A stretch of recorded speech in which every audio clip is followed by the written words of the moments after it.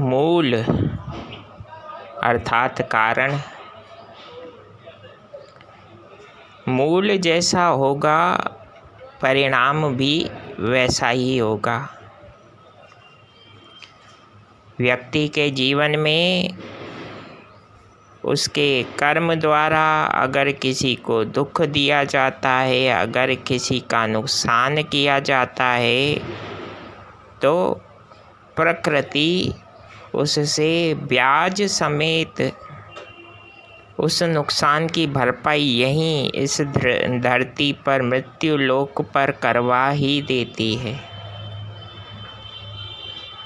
जिस प्रकार से अगर जीव कुछ चुराता है, धन संपदा या कोई वस्तु, तो उसे कानून सज़ा देता है।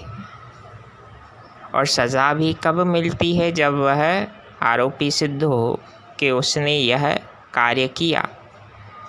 किंतु प्रकृति एक ऐसा कानून है, वह व्यक्ति को बार बार सुझाव किसी न किसी रूप से देती ही रहती है। जब तक जीव प्रकृति का आश्रय लेकर पंच भौतिक सारे तत्वों के आधार पर जीवन जीने का प्रयास नहीं करता, अर्थात पृथ्वी, अग्नि, जल, आकाश, वायु, इन पांचों तत्वों से शिक्षा लेकर इन्हें अपना गुरु बनाए बगैर हम शांति का अनुभव कैसे कर सकते हैं बंधुओं? विचार अवश्य कीजिए। क्योंकि वातावरण तभी दूषित होता है जब मनुष्य की महत्वाकांक्षाएं प्रकृति रूपी वातावरण को प्रभावित करती है। जिस प्रकार से हम किसी के इंटरफेरेंस को अपने कार्य क्षेत्र में पसंद नहीं करते, तो प्रकृति भी मनुष्य के हस्तक्षेप को कितना अनुमति देगी, किस प्रकार से सहेगी। समय समय पर व्यक्ति को अनेक प्रकार से इस प्रकृति ने समझाया है, किंतु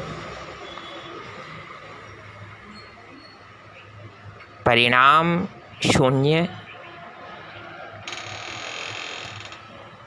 हमें अपने जीवन को ईश्वरमय बनाना होगा।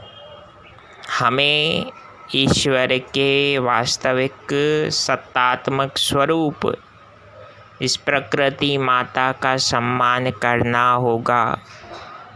हमें दिखावे से बचना होगा। हमें अपने लक्ष्य प्राप्ति के लिए ऊल जलूल या अनावश्यक मार्गों पर चलने से रुकना होगा।